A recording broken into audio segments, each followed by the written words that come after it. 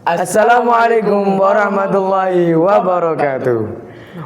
Selamat datang Sobat Santri di podcast perdana kita dengan segmen Ngantri Ngobrol Bareng Santri SMP Nurul Huda. Dengan saya Akilah dan rekan saya Akbar. Dan juga bersama bintang tamu yang kita tunggu-tunggu dari tadi, yaitu Mas Aril Iza Kurnia. Selamat malam Mas Aril, gimana kabarnya? Alhamdulillah sehat. Sehat Mas. Keluarga sehat Mas? Alhamdulillah sehat Alhamdulillah. semuanya. Perjalanan lancar? Lancar tadi, tidak ada kendala. Teman-teman gimana kabarnya? Alhamdulillah sehat juga Mas. Sehat ya?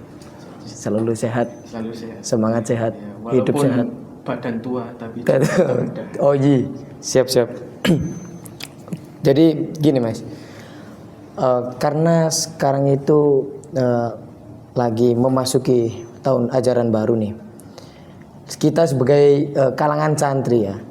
Karena ini segmennya kan ngantri ya, ngobrol bareng santri ya. Jadi kita sebagai santri itu kadang ditanyain Mas, mengapa sih gitu? Mengapa kita itu kok mondok gitu? Kenapa kok harus mondok gitu? Kenapa Mas? Ya, kenapa kok harus mondok? Itu menurut saya jawabannya bisa banyak versi ya. Tapi secara umum itu lebih disebabkan karena faktor orang tua, di mana faktor orang tua ini seringkali menghadapi tantangan bahwa mereka kesulitan untuk mendidik anak mereka, untuk memberi akses pendidikan ilmu umum dan ilmu agama yang komprehensif. Akhirnya mungkin secara instan, biar tidak ribet segala macam, karena mereka juga dari pagi sampai sore di kantor atau kerja di sektor formal yang lain, sehingga mereka menitipkan anaknya, memasrahkan anaknya di lembaga yang kayak homeschooling sejenis pesantren ini. Dan kalau lihat versi keilmuan ya, kalau kita menuntut ilmu agama itu kan hukumnya wajib ya, wajib. Menuntut ilmu semuanya hukumnya wajib.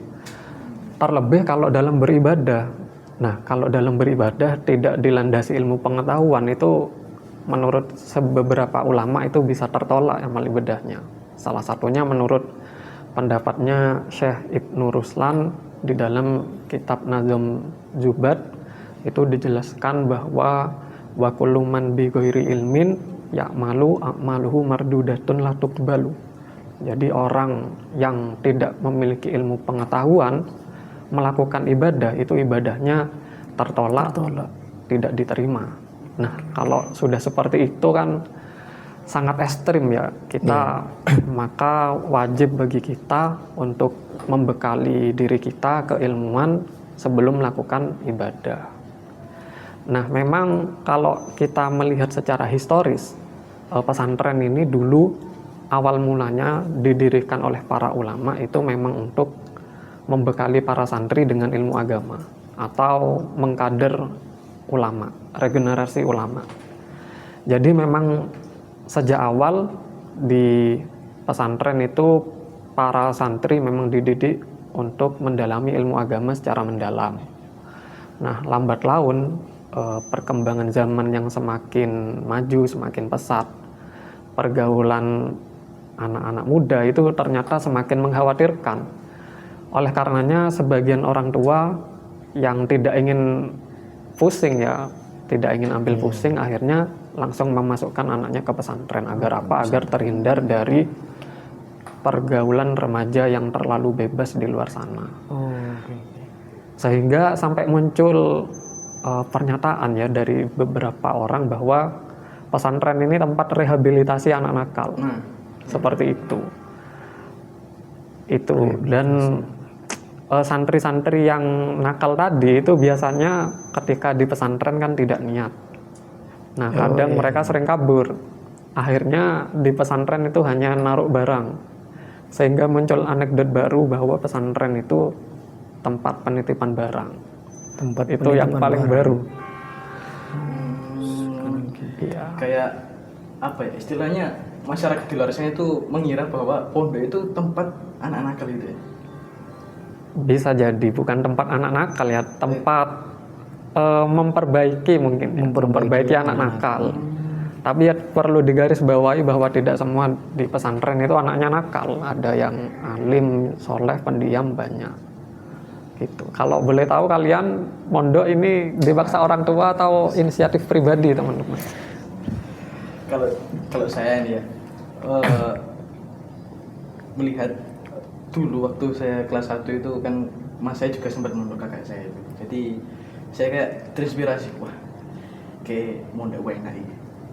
Dan sejak itu saya punya niat bahwa saya lulus dari SD saya akan mondok. Oke, kalau Mas Akila? Kalau saya sih sebenarnya hampir sama sih Mas, karena tadi kakaknya juga mondok, kakak saya juga mondok. Tapi yang lebih spesifik menurut saya itu karena saya itu memang cita-citanya dari saya lahir dari segini Mas itu sudah memiliki cita-cita jadi ustadz Mas. Wah. Jadi ya demi menuntut ilmu agama semakin dalam ya pondok pesantren lah menjadi tempat terbaik menurut saya seperti itu. Oke, ya sangat luar biasa berarti ya, bukan karena paksaan orang tua ya. Kalau Mas Aril dulu? Ya gabungan dari keduanya juga ada menurut saya. Tapi yang perlu digarisbawahi ya agar kita sukses di pesantren itu ada 2 minimal. Pertama kalau di dalam kitab Ta'limul Muta'alim itu yang perlu dipenuhi itu ada 2. Pertama himmah aliyah itu artinya cita-cita yang tinggi. Yang kedua al-jiddu atau kesungguhan. Jadi pertama kalian itu biar sukses menuntut ilmu harus punya cita-cita yang tinggi. Kenapa kok cita-citanya harus tinggi? Karena yang pertama cita-cita itu gratis ya. Jadi nggak perlu bayar. Jadi kita tinggal request saja cita-cita yang tinggi itu apa. Dan yang kedua kalau cita-citanya tinggi, kalaupun tidak terwujud itu masih kalaupun jatuh itu masih di level yang agak tinggi daripada orang yang tidak punya cita-cita. Seperti itu. Dan yang kedua ini agak sulit ya, kesungguhan dalam belajar. Sampai-sampai itu oleh banyak ulama itu disebutkan bahwa al ilmu la yu'tika ba'dahu hatta tu'tiyahu kullaka.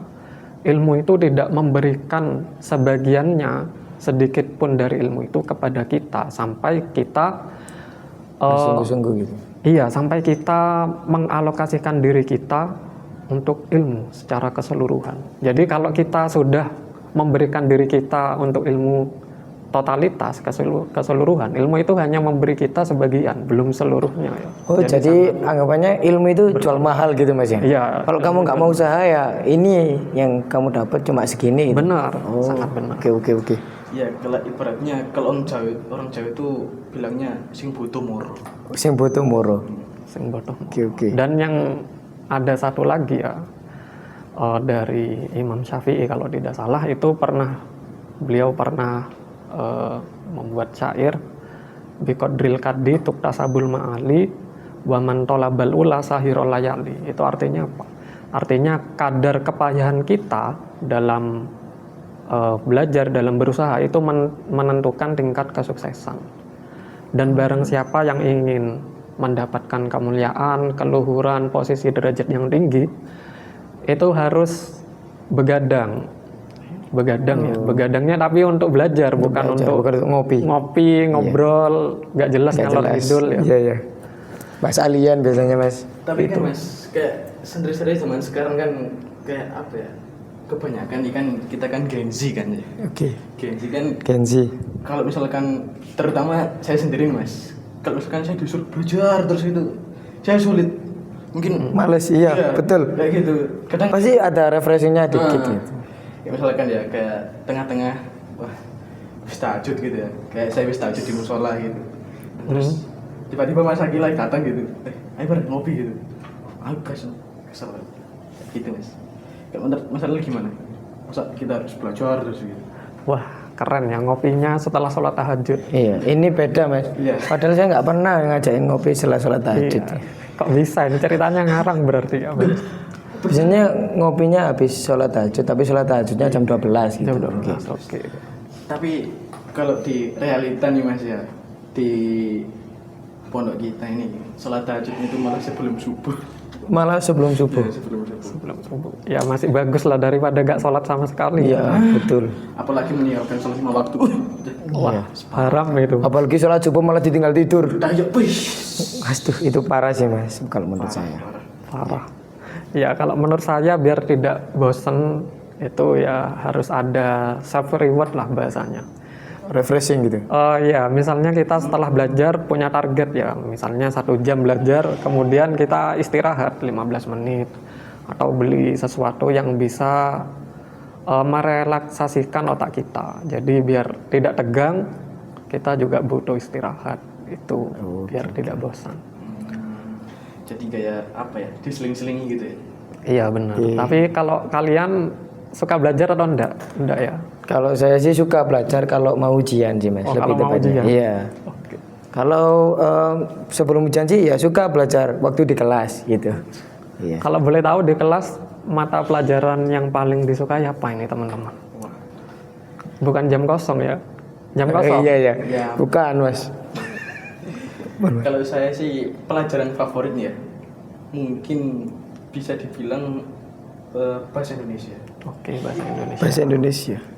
Karena apa ya? Bahasa Indonesia itu kita diajarkan untuk berbicara di depan umum. Salah satunya itu. Oh, melatih kepercayaan diri. Melatih kepercayaan. Public speaking. Public speaking. Oke, kalau Mas Akila? Kalau saya sih karena kembali ke tadi Mas ya. Cita-citanya kan Ustadz Mas. Ya, nahu sorof sih Mas. Oke, soalnya kadang saya nemu anak itu ditanyai. Saya tanya, jam pelajaran apa yang paling disenangi? Jawabannya jam kosong. Jam kosong. Wah, padahal Ini itu bahaya ini. orang ini kan kalau bisa diajak mikir lebih dalam ya. Iya. Kan orangnya bayar SPP ya. Iya. Ke sekolah, ke lembaga pondok pesantren. Nah, seharusnya kan mereka itu menerima feedback atau menerima kompensasi atas apa yang ia bayarkan. Menerima hak gitu Mas. Iya. Sama seperti kalau kalian misalnya beli barang, misalnya punya uang 20.000 dibuat beli nasi goreng. Nah, kalau kita sudah bayar SPP kemudian dapat jam kosong, seharusnya kan kita Rugi. dan komplain Sama dong. saja kayak beli nasi goreng tapi nggak dikasih nasi goreng. Gitu. Orang ini sudah menyerahkan uang, mau beli nasi goreng tapi nggak dikasih, ternyata malah seneng kan, itu sangat iya. di luar akal ya.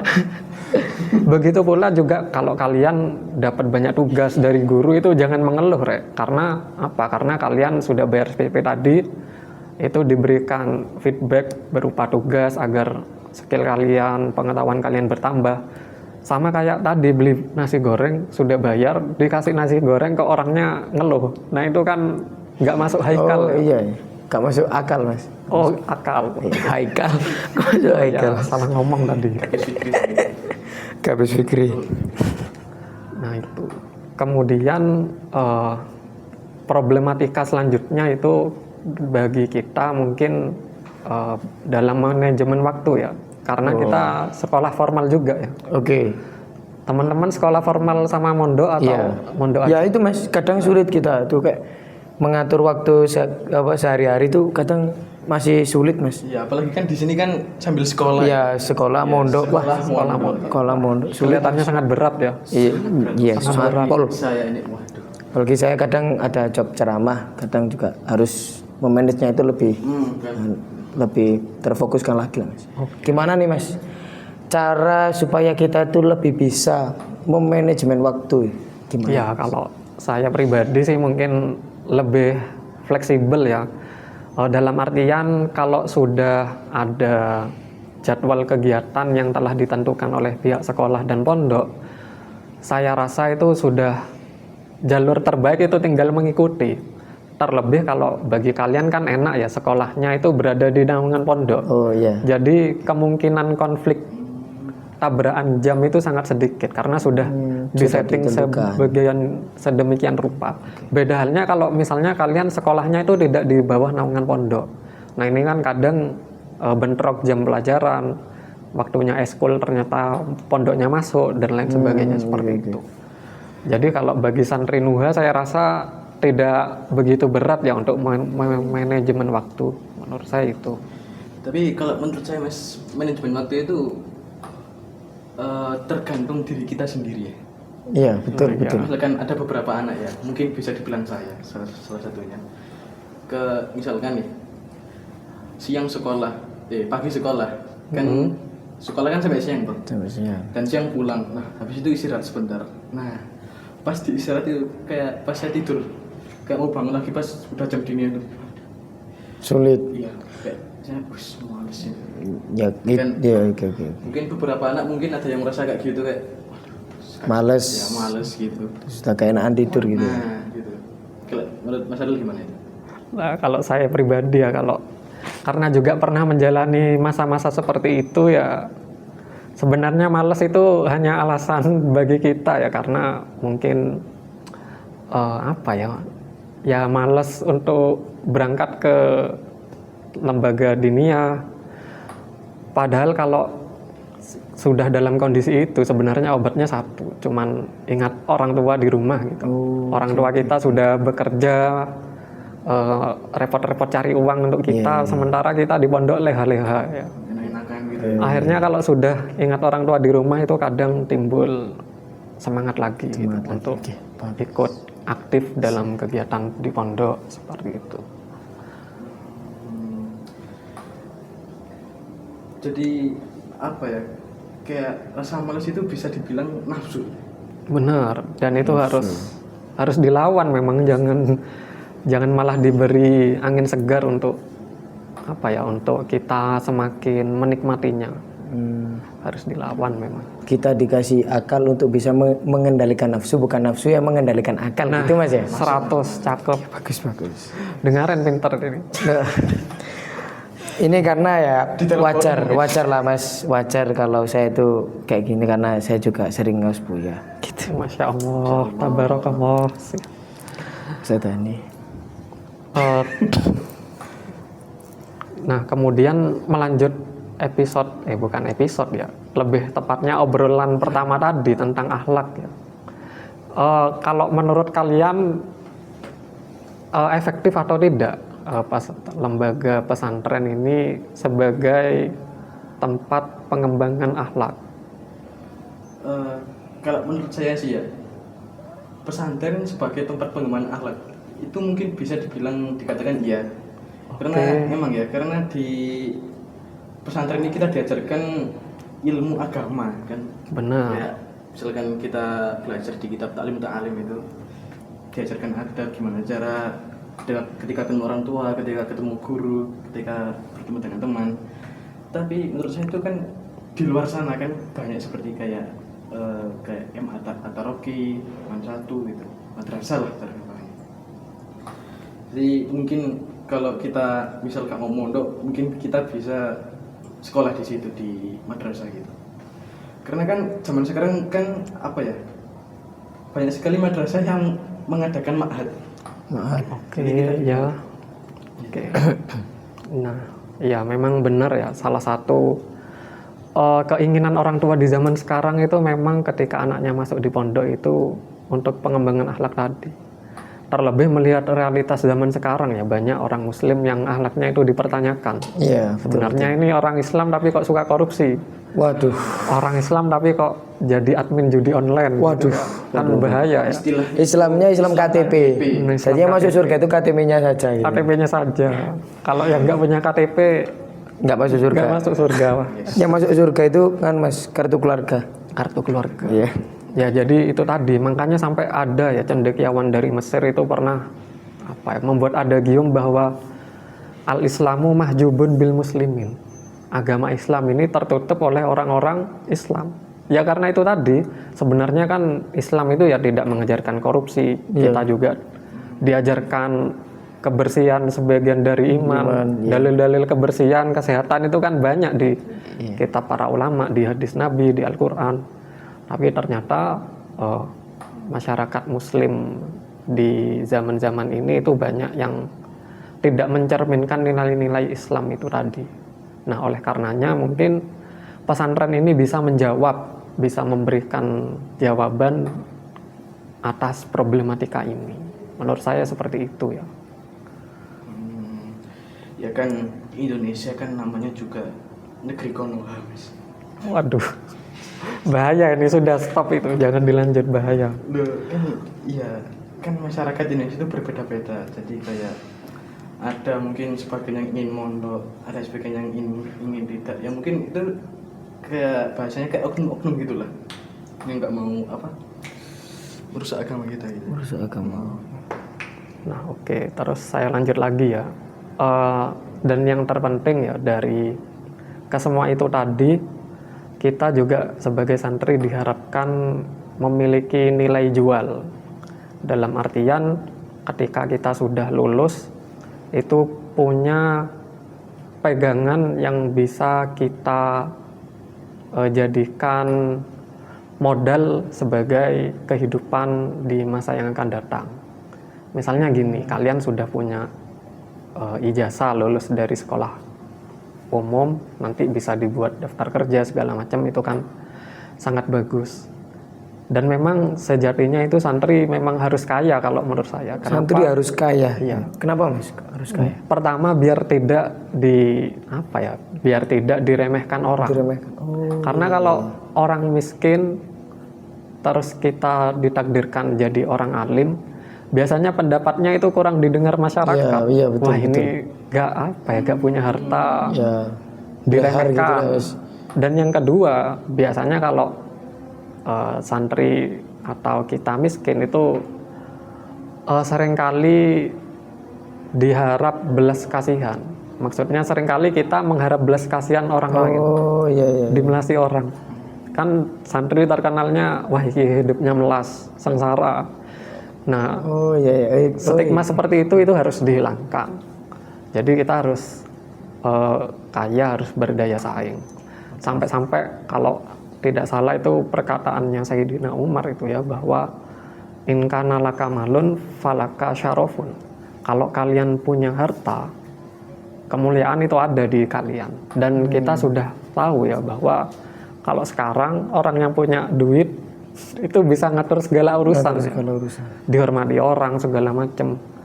Bahkan mungkin kalau ada kiai yang ceramah pakai mobil sama kiai yang ceramah pakai sepeda ontel, itu sama masyarakat pandangannya berbeda. Iya. Yang lebih dihormati yang pakai mobil. Lebih ngumpulnya yang pakai mobil gitu. Iya.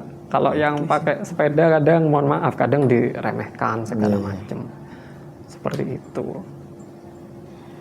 Tapi kan ya itu apa ya, kayak nyantri, kayak bekal kita ketika kita terjun di masyarakat mungkin. Kayak contoh nih, kayak misalkan Mas Akila ketika di musola kampungnya nih, kan kayak sepuh-sepuh gitu kan, pasti kan butuh penerus. Nah mungkin Mas Akila nih bisa jadi penerusnya ini, kayak misalkan imam tarawih, imam subuh, mungkin Amin. imam sholat 5 waktu ini. Amin. Nah, gitu. Ya minimal maksimal adzan lah. Maksimal Adzan. Iya. Ya cuman saya pernah dapat nasihat ya dari salah seorang tokoh agama, itu pernah bilang gini, kalau kalian sudah alim ya di dalam dunia santri, maksudnya sudah bisa baca kitab kuning, sudah paham fikih segala macam, kalau bisa jangan hanya mengandalkan dari ngajar saja. Karena kalau kalian dari ngajar saja itu biasanya mohon maaf banyak penghasilannya masih kurang. Nah oleh tokoh agama tadi itu disarankan minimal 3 hal. Salah satu dari 3. Yang pertama, tokoh ini menyuruh santri-santrinya agar jadi PNS.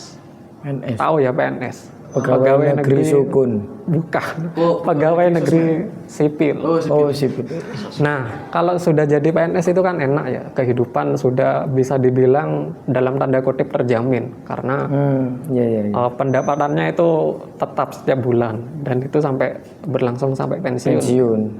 Itu jadi PNS. Kalau tidak bisa jadi PNS, jadi yang kedua, jadi pebisnis. Pebisnis. Oh. Ya, jadi pebisnis. Jadi selain tetap ya kita ngajar diniatkan sebagai pengabdian, kita berbisnis diniatkan sebagai profesi. Karena memang kalau tidak salah itu dalam suatu hadis atau riwayat salafus soleh itu kan disebutkan bahwa 9 dari 10 pintu rezeki itu dari bisnis ya, dari berdagang. Jadi kita bisa mengandalkan sektor tersebut untuk menambah sumber pemasukan. Dan yang ketiga, kalau tidak bisa jadi pebisnis jadi penulis. Penulis. Benar, penulis. Terlebih nulisnya itu kalau bisa itu buku-buku yang sudah punya pangsa pasar. Misalnya menulis buku terjemah kitab Fathul Qorib per kata. Nah, terjemah kitab-kitab Islam per kata bahasa Indonesia itu di pasaran masih jarang. Sementara kita sudah punya pangsa pasar yang pasti. Apa? Pangsa pasarnya itu pesantren dan seluruh santri yang ada di Indonesia. Jadi sudah punya pangsa pasar nih. Daripada kita bingung-bingung mau nulis apa, kita tinggal menerjemahkan kitab seperti itu. Gitu. Yang lebih banyak dicari lah gitu ya Mas ya. Iya benar. Oke. Dan kan kayak semua santri itu kan kita kan nggak tahu Mas nasib kita ke depannya bagaimana, terus kelanjutannya kayak gimana, masa depannya gimana. Kayak misalkan nih sekarang anggap aja saya lah ya, saya kayak udah lama gitu, kayak 9 tahun udah di sini. Terus saya kan pasti kan ikut dalam gitu kan, kayak bahasanya apa sih? Ngabdi ya. Kayak ngabdi itu gimana Mas? Iya, kalau ngabdi itu memang tidak apa-apa ya. Tapi kalau menurut saya ya kita menentukan beberapa tahun. Karena juga kita sudah ditunggu oleh orang tua di rumah, ditunggu masyarakat. Karena masyarakat juga butuh sosok pendakwah ya. Yang diharapkan itu ya kita orang-orang yang dari pesantren. Karena kalau dari non pesantren sulit menurut saya. Masyarakat kurang begitu percaya. Animo mereka masih sangat rendah terhadap profil orang-orang non pesantren untuk memimpin kehidupan keberagamaan di masyarakat. Nah, untuk masalah tadi ya, yang ingin saya pesan untuk teman-teman, keraslah Anda pada diri Anda sekarang, maka kehidupan di masa yang akan datang itu akan lunak kepada kita. Tapi kalau kita sekarang terlalu banyak toleransi, sering nunda-nunda, malas-malasan belajar, kita nggak mau berkembang, maka kehidupan yang akan datang itu akan keras pada diri kita. Kita sulit daftar kerja, sulit buka lapangan kerja, mau daftar kuliah di mana-mana ditolak karena nggak ada ilmu ya, seperti itu. Jadi kayak pepatah gini, berakit-rakit ke hulu, berenang-renang ke tepian, bersakit-sakit dahulu, bersenang-senang kemudian, gitu Mas ya? Ya, 100. Nah itu karena juga kesuksesan kita sudah ditunggu oleh orang tua di rumah. Jadi ya semasa kita di pondok kalau bisa kita optimalkan untuk terus belajar, upgrade hal-hal baru. Jangan tidurnya aja yang di upgrade. Iya, pokok intinya itu manfaatkanlah sebaik mungkin. Ya benar, manfaatkan masa muda kita sebaik mungkin karena usia kalian ini kan namanya golden age ya, usia emas. Kalau belajar itu cepat nyantol, kalau usia muda itu. Kalau yang sudah tua kan mau menghafal itu sudah agak sulit. Jadi buat teman-teman yang masih muda ini kalau di pondok ya silahkan totalitas dalam belajar karena tadi ya ilmu itu tidak berpihak pada lembaga. Kita mau bersekolah dimanapun kalau kita nggak niat ya nggak akan dapat. Terus ilmu juga tidak bergantung pada nasab.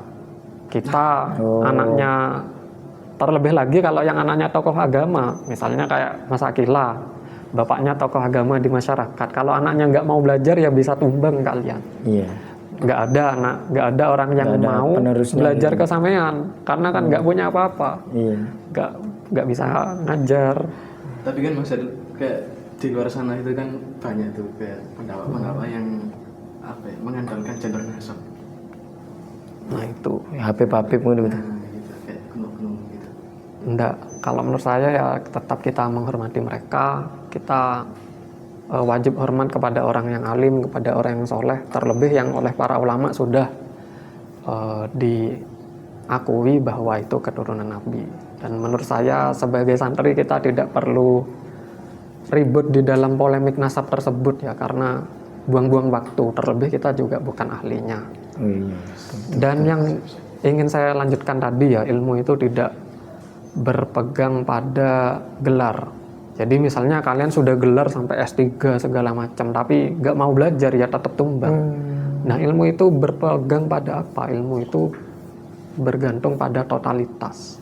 Nah dimanapun kalian sekolah, dimanapun kalian belajar, apapun status orang tua kalian, kalau kalian tetap totalitas belajar, insya Allah ilmu itu akan berpihak pada kita. Ya mungkin itu saja yang bisa saya sampaikan ya. Ngeri-ngeri. Sudah cukup. Ya mungkin teman-teman itulah sebagian mungkin ilmu, sedikit ilmu dari Mas Aril, bahwa kita sebagai nyantri itu kita harus benar-benar serius. Ya harus benar-benar ya. Harus serius. Ya memanfaatkan lah. Memanfaatkan. Sebaik-baik mungkin waktu kita di pondok ya. Dan mungkin teman-teman kalau ingin mondok silakan bergabung dengan kami di di Nurul Huda Ya. Mergosono. Pondok Pesantren Salafiyah Syafi'iyah Nurul Huda Mergosono. Bagi kalian yang mau yang bingung-bingung cari SMP ya, silakan daftar di SMP Nurul Huda Perkoso. MA juga. Nah, apalagi MA Nurul Huda baru buka. baru buka. Angkatan pertama ya? Angkatan pertama MA Nurul Huda. Semoga 3 tahun mendatang juga bisa membuka perguruan tinggi. Amin amin. Amin. Kalau kata guru kita itu Ustadz Rauf Unmer. Unmer. Universitas Mergosono. Mergosono. Wah, Oke. Oke. Oke, dan kalian kalau ingin net buku ini kayak Mas Dugi menjawab dan apa ini? Buku biografi Nah, kayak buku biografi. silakan kalian kunjungi IG-nya Pondok Pesantren Nurul Huda Mergosono. Dan jangan lupa kunjungi juga Instagram kita yaitu SMP Nurul Huda Mergosono. Linknya ada di bawah. Dan jangan lupa IG saya Akbar Abdafina. IG saya juga Ridwan Agila Dan jangan __ lupa pantau terus akun YouTube dari SMP Nuha karena insya Allah ke depan bakal ada podcast lain yang lebih seru ya. Oke. Mungkin yang lebih wow lagi ya. Kita akan adakan Iya, gebrakan. terbaru. Kita lawan. Ya. Dan terima kasih juga teman-teman yang di belakang, Mas Lutfi, Mbak Aisyah, Mbak Gita. Apalagi Bu Nila. Ya apa ya sebagai kepala sekolah ya. Ya, sebagai Terima kepala kasih. Ya, saya juga Kita terima mensupport. kasih sudah diberi kesempatan di malam ini. Mas Aril. Terima kasih semuanya. Maaf Pak Mas menunggu waktunya karena sudah malam Pak ini jam berapa? Jam 12 ini. Jam 12. Jam 11. Oh Ya. ya, Mas. Ini kita mau jam 09. Ya, terima kasih. Mungkin juga saya banyak kurangnya di sini juga mohon maaf ya teman-teman. Mas, namanya juga manusia. Nama juga gitu. salah. Oke. Bukan wajar, bukan Nabi Boy. Mau ditutup dengan mantun atau enggak ini? Ada kata-kata Silakan. saya. Oh, kata-kata Saya dulu baru baru pantun ya. pantun. Oke. Oke. Kata-kata saya sih tetap ya. Niat ingsun maksud awak lillahi ta'ala. Wah, cakep. Itu kata-kata keramat yang sampai sekarang itu saya pegang, Mas. Oke. Ada di nadi saya itu. siap. Kalau pantunnya gimana nih? Ya, nanti kalian berdua jawab cakep ya. Oke, siap. Karena sudah malam ini pantunnya pendek aja. Gimana, Mas? Jalan-jalan ke Bekasi. Cakep. Cukup sekian, terima kasih. Oke. Saya juga punya pantun. Apa? Jalan-jalan ke Buah Batu. Cakep. Sekian, terima kasih. Dan karena ini sudah malam, ya kita tutup dengan Wassalamualaikum warahmatullahi wabarakatuh.